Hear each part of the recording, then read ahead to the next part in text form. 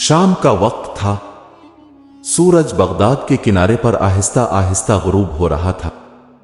दरिया के किनारे एक पुराना गांव आबाद था, जहां कच्ची ईंटों से बने मकानों में सादगी की जिंदगी सांस लेती थी। इसी गांव के आखिरी सिरे पर एक छोटा सा मकान था, जहां रहता था एक बूढ़ा शख्स और अब्दुल हलीम। अब्दुल हलीम अब जिंदगी के आखिरी मोड़ पर था। इसका चेहरा झुर्रियों से भरा, आंखें धुंधली और आवाज कमजोर हो चुकी थी। वो एक वक्त का जाना माना उस्ताद था, जो बगदाद के मदरसे में पढ़ाता था। इसके 5 बेटे थे, लेकिन वक्त के साथ उनके दिलों पर दुनिया की चमक दमक गालिब आ चुकी थी। सबसे बड़ा बेटा साद गांव में खेती बाड़ी करता था। वो सुबह सवेरे खेतों में जाता, शाम ढले वापस आता और अक्सर थका हुआ चुपचाप बैठा रहता। अब्दुल हलीम उसके रवैये में बदलाव महसूस कर रहा था। साद कभी कभार झुंझला जाता और चुपके से दिल में सोचता, आखिर ये जिम्मेदारी कब खत्म होगी, कब मुझे सुकून का सांस मिलेगा।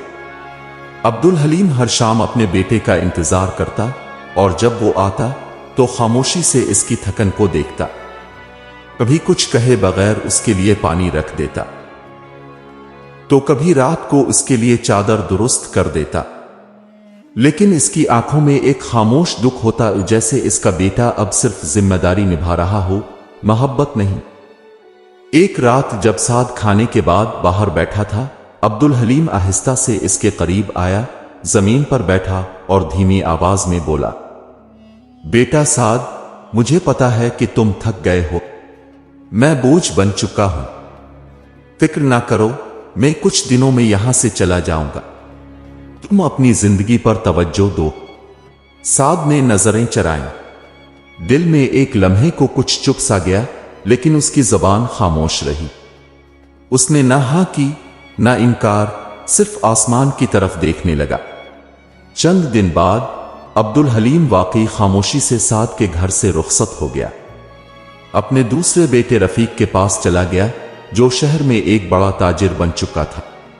लेकिन रास्ते में अब्दुल हलीम ने दिल में एक दुआ की, या अल्लाह, अगर मेरे बेटे मेरी खिदमत को बोझ समझते हैं तो उन्हें वक्त के बोझ का जायका चखा देना, और जिसने मोहब्बत से मेरा साथ दिया, इसे दुनिया व आखिरत में इज्जत अता करना।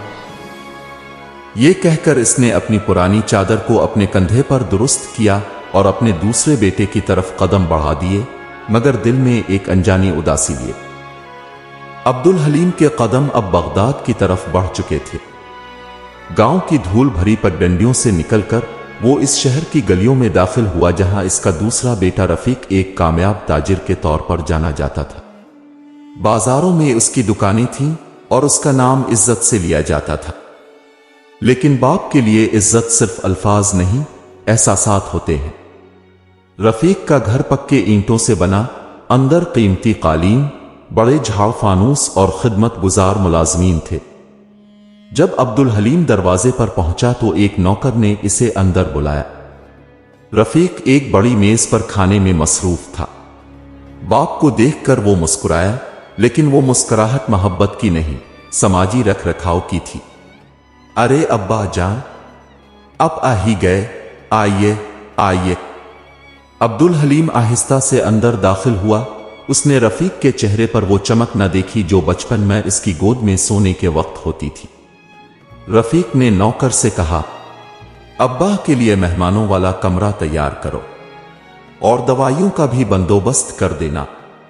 ये सब कहकर वो दोबारा खाने में मसरूफ हो गया। घर की फिजा में खामोशी थी, लेकिन बाप की समातें हर सर्द रवैया सुन रही थीं। रफीक की बीवी नजमा एक नाजुक मिजाज और खुद पसंद औरत थी। वो अब्दुल हलीम को देखकर निहायत बेजारी से बोली, अरे बाबा जी, आप तो अचानक आ गए, हमें तो पहले बता देते। अब्दुल हलीम ने धीमी मुस्कुराहट के साथ सर झुका दिया।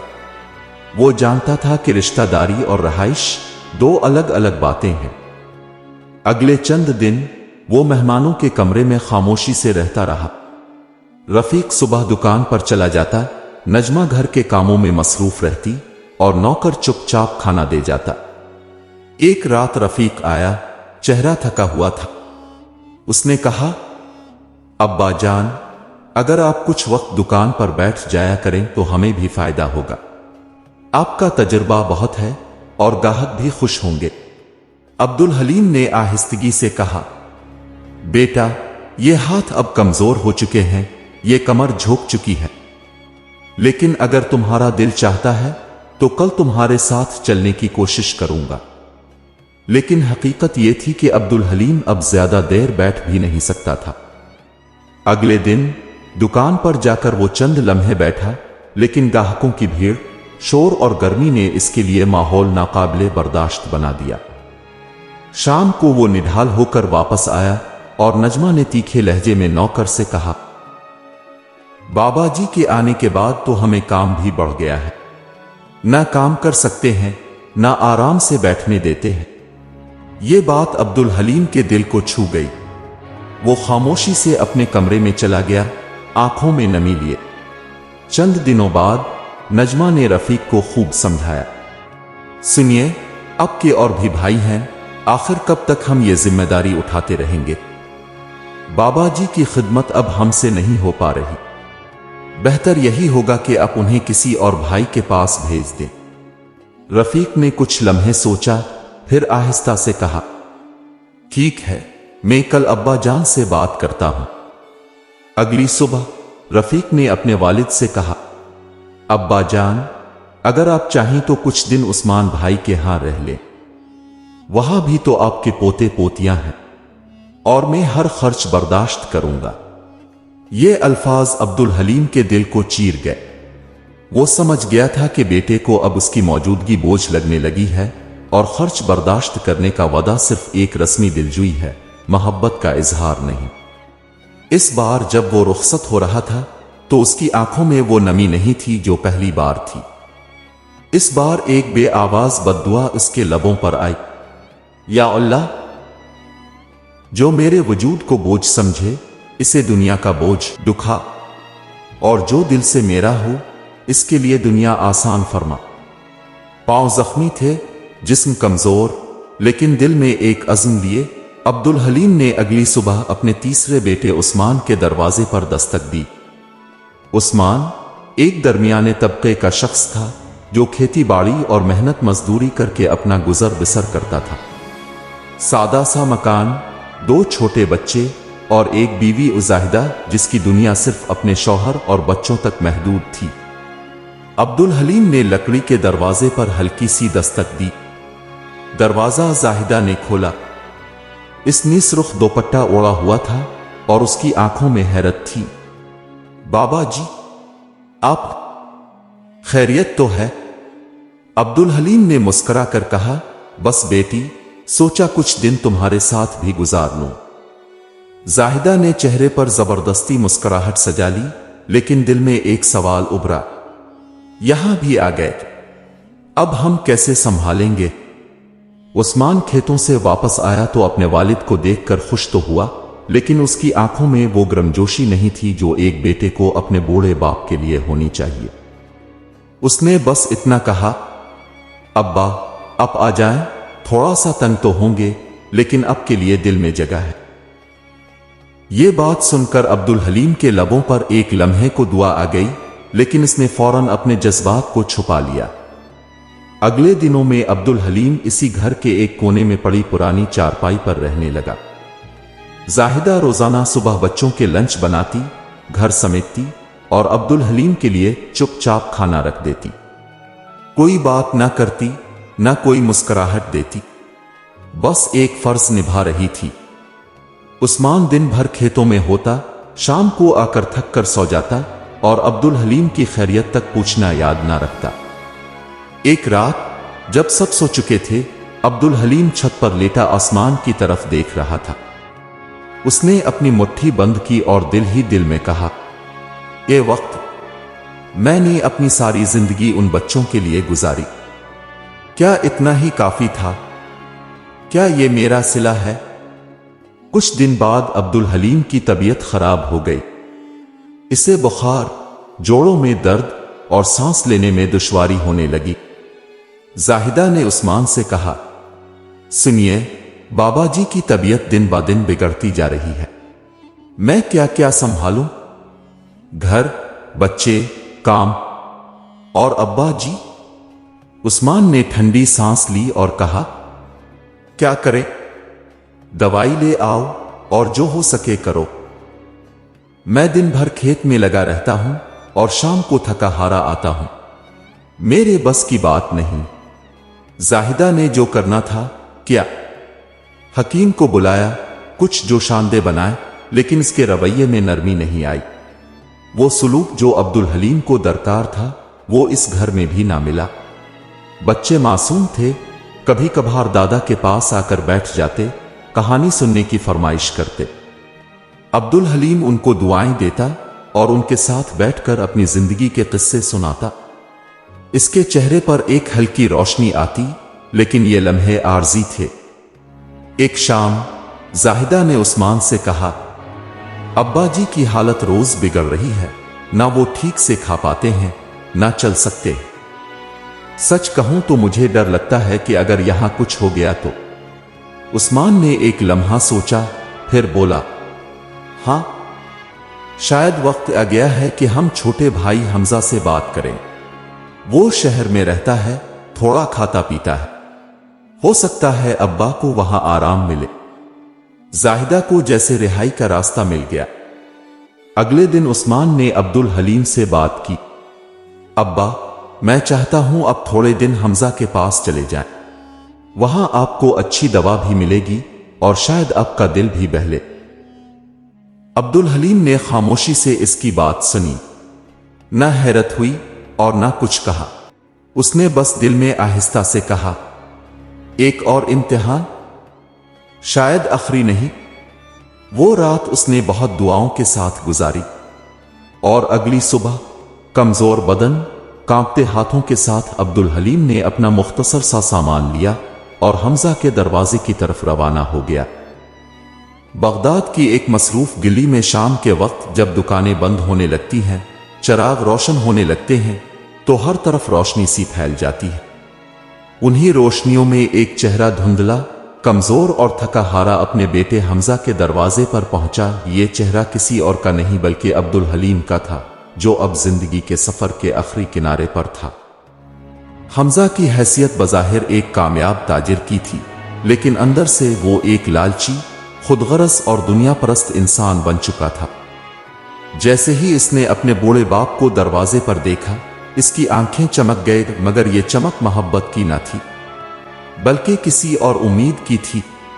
अरे अब्बा जान, आप, ये तो बहुत बड़ी खुशी की बात है। आइए आइए, अंदर आइए। हमजा ने बड़े अदब से बाप को गले लगाया, पर यह गले लगाना एक मकवर ताजिर की चाल थी, न कि किसी बेटे की मोहब्बत। अब्दुल हलीम ने इस मसनूई गर्मजोशी को महसूस तो किया, लेकिन चुप रहा। वो थक चुका था, सिर्फ सुना चाहता था और शायद कोई हकीकी मुस्कुराहट देखना चाहता था। हमजा की बीवी सरवा एक सख्त दिल औरत थी। इसके दिल में ना खुलूस था, ना रहम। बाप को देखकर उसके चेहरे पर नागवारी के आसार उभरे। उसने आहिस्तगी से अपने शौहर के कान में कहा, यहां भी आ गए का? उस्मान के हां जगह न थी। हमजा ने इसे खामोश करवाया और मसनूई अंदाज में बोला, अरे तुम क्या बात कर रही हो? ये मेरे वालिद हैं, जन्नत के दरवाजे। अब्दुल हलीम को रहने के लिए एक कमरा दिया गया, लेकिन वो कमरा ज्यादातर पुराने सामान, कपड़ों और खाली डब्बों से भरा हुआ था, जैसे कि इसकी कदर भी एक पुराने बक्से से ज्यादा ना हो। चंद दिन तक हमजा ने खूब दिलजोई की, सुबह शाम हालचाल पूछता, खाने में खास एहतमाम करवाता।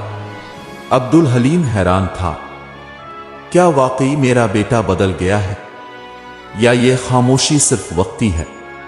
फिर एक दिन हमजा ने अब्दुल हलीम के करीब बैठकर बात छेड़ी, अब्बा जान, मैं सोच रहा था, अपने तो सारी जिंदगी पैसा कमाया, इज्जत कमाई, कोई जमा पूंजी या खजाना जरूर होगा, आखिरकार हम भी अब के वारिस हैं ना? अब्दुल हलीम ने आहिस्ता से जवाब दिया, बेटा, जो था वो बच्चों पर खर्च हो गया। اب صرف دعائیں بچی ہیں میرے پاس۔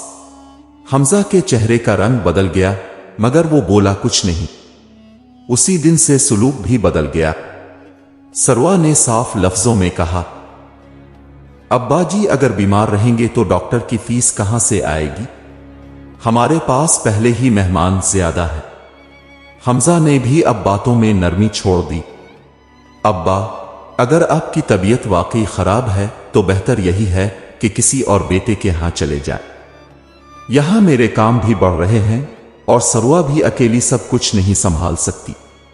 عبدالحلیم نے ایک گہرا سانس لیا۔ اسے اب حیرت نہ تھی، صرف درد تھا، اندر کہیں بہت گہرائی میں۔ اس نے اپنی چادر سنبھالی اور بولا، بیٹا، تمہارے گھر کی دیواریں تو بلند ہو گئیں لیکن دل چھوٹے ہو گئے۔ جو عزت تم نے محض دولت کے بدلے بیچی، اس کا بدلہ وقت لے گا۔ پھر وہ آہستہ آہستہ کانپتے قدموں سے اس گھر سے نکل گیا، لیکن اس بار اس کی زبان پر خاموشی نہ تھی بلکہ ایک زخم سے نکلی بددعا تھی۔ یا اللہ، جس نے میرے خلوص کو کاروبار سمجھا، اس کے کاروبار میں اندھیرا کر دے۔ جس نے میری بیماری کو بوجھ سمجھا، اسے صحت کی قیمت کا اندازہ ہو۔ اور جس نے میری عزت کی نیلامی کی، اس کے غرور کو خاک میں ملا دے۔ اس بار اس کے پاس کوئی اور راستہ نہیں تھا۔ وہ اب چل نکلا تھا اپنے سب سے چھوٹے بیٹے نعمان کی طرف، جو کمزور ضرور تھا لیکن شاید آخری امید بھی۔ شام کی ٹھنڈی ہوا بغداد کی گلیوں سے گزر رہی تھی۔ دروازے بند ہو رہے تھے لیکن عبدالحلیم کا دل ابھی بھی ایک دروازے پر دستک دینے کی امید میں دھڑک رہا تھا۔ وہ سست قدموں سے اپنے سب سے چھوٹے بیٹے نعمان کے گھر پہنچا، ایک تنگ گلی میں بنا چھوٹا سا کرائے کا مکان جس کے باہر لٹکے کپڑے اندر کی سادگی کی عکاسی کر رہے تھے۔ نعمان ایک محنتی، بے حد شریف اور خاموش طبیعت کا شخص تھا۔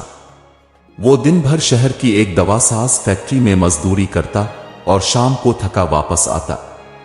اس کی بیوی عائشہ پردہ دار، خوش اخلاق اور نرم دل عورت تھی جو اپنے شوہر کی کم آمدنی کے باوجود ہر رشتے کو پوری محبت سے نبھاتی تھی۔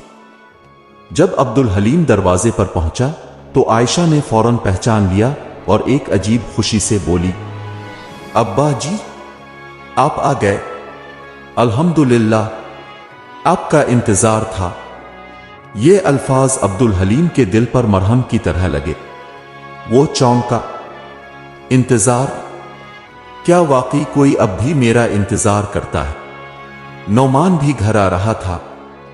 جب اس نے اپنے والد کو دروازے پر کھڑا دیکھا تو وہ دوڑ کر آیا، ان کے قدموں میں بیٹھ گیا اور آنکھوں میں آنسو لیے بولا، ابا جی، آپ کو پورا وقت میرے پاس ہونا چاہیے تھا۔ دیر سے آئے ہیں مگر اب کہیں نہیں جانے دوں گا۔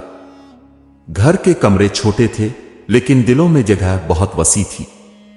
عائشہ نے فوراً ان کے لیے صاف کپڑے، بستر اور گرم شوربہ تیار کیا۔ عبدالحلیم خاموشی سے ان کے سلوک کو دیکھ رہا تھا۔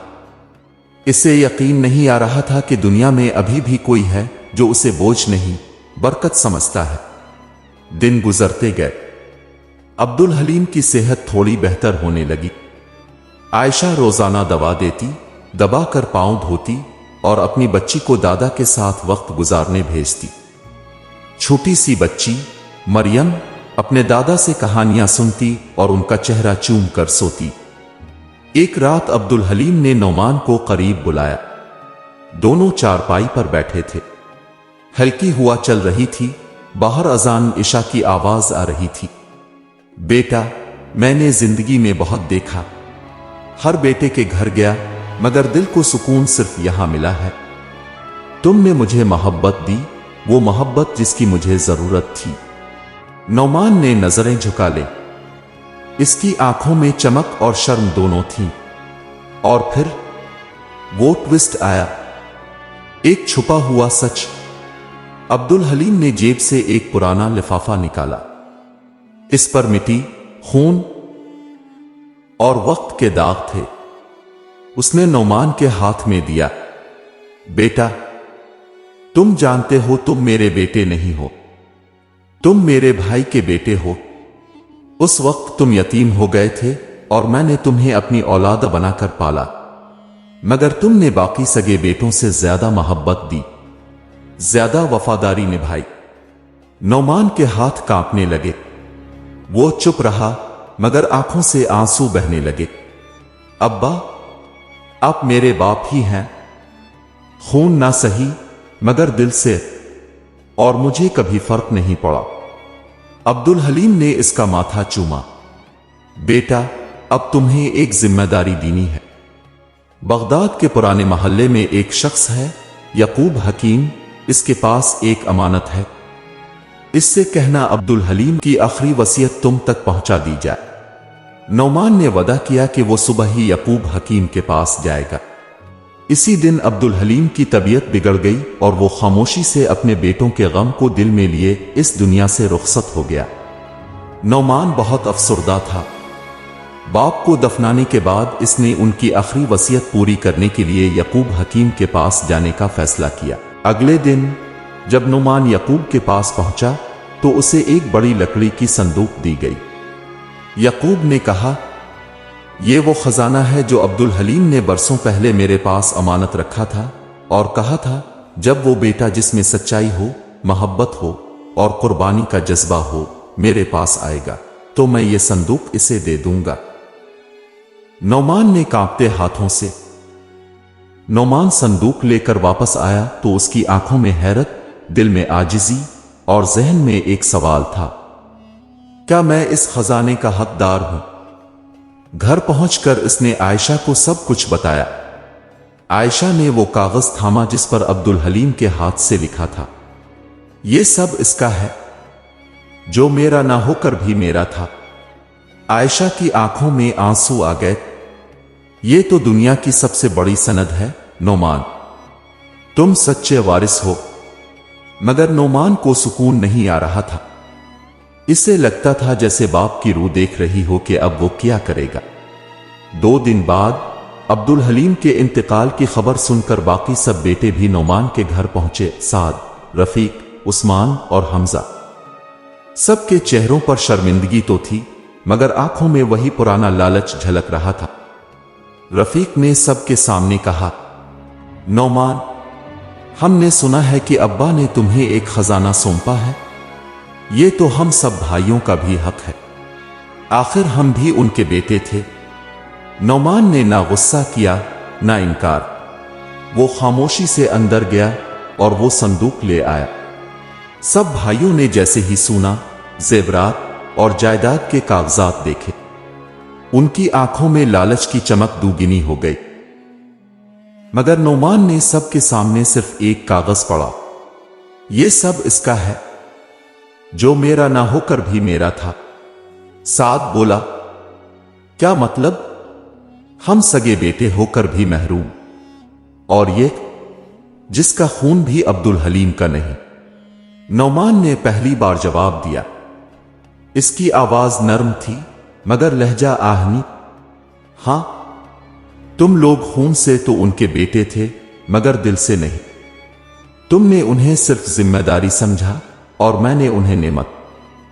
तुमने उन्हें दरवाजे दिखाए, मैंने दिल का रास्ता दिया। तुमने उनकी खिदमत से पीछा छुड़ाया और मैंने उनकी खिदमत में सुकून पाया। साद, रफीक, उस्मान और हमजा एक दूसरे की तरफ देखने लगे। हमजा ने गुरूर से कहा, फिर भी बाप हम सब के थे और ये दौलत हम सब की है। नौमान ने वही संदूक खोला। एक एक करके जेवरात, सके और कागजात सब भाइयों के सामने रखे और कहा, अगर तुम्हें लगता है कि तुम उसके हकदार हो तो ले जाओ, मुझे मेरे बाप की आखिरी दुआ ही काफी है। ये जुमला सुनते ही अजीब खामोशी छा गई। वही भाई जो हमेशा दौलत के लिए एक दूसरे से लड़ते थे, आज शर्म से नजरें झुका चुके थे। रफीक आहिस्ता से बोला, हमने एक अजीम शख्स को खो दिया और तुम्हें कम समझा, जबकि तुम उसकी असल औलाद निकले। रफ्ता रफ्ता सब भाई वो जेवर, वो दौलत और वो कागजात वापस रखकर चले गए। صرف سعد پلٹ کر آیا اور نعمان سے غلے لگ کر کہا، معاف کر دو بھائی، ہمیں دیر سے احساس ہوا، لیکن تم نے باپ کی اصل قدر سمجھی۔ وقت گزرتا گیا۔ نعمان نے وہ خزانہ بیچ کر بغداد میں ایک چھوٹا سا مدرسہ کھولا، جہاں بوڑھے والدین کو پناہ، یتیم بچوں کو تعلیم اور غریبوں کو 2 وقت کی روٹی دی جاتی تھی۔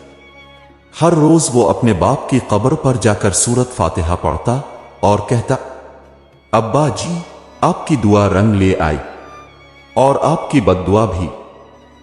یہ صرف ایک بوڑھے باپ کی کہانی نہ تھی، یہ ان لاکھوں باپوں کی داستان تھی جو آخر عمر میں اپنے ہی بچوں کی نظروں سے گر جاتے ہیں، لیکن کوئی نہ کوئی نعمان کسی نہ کسی کونے میں ان کا وارث بن کر ان کی دعاؤں کا حقدار ضرور نکلتا ہے۔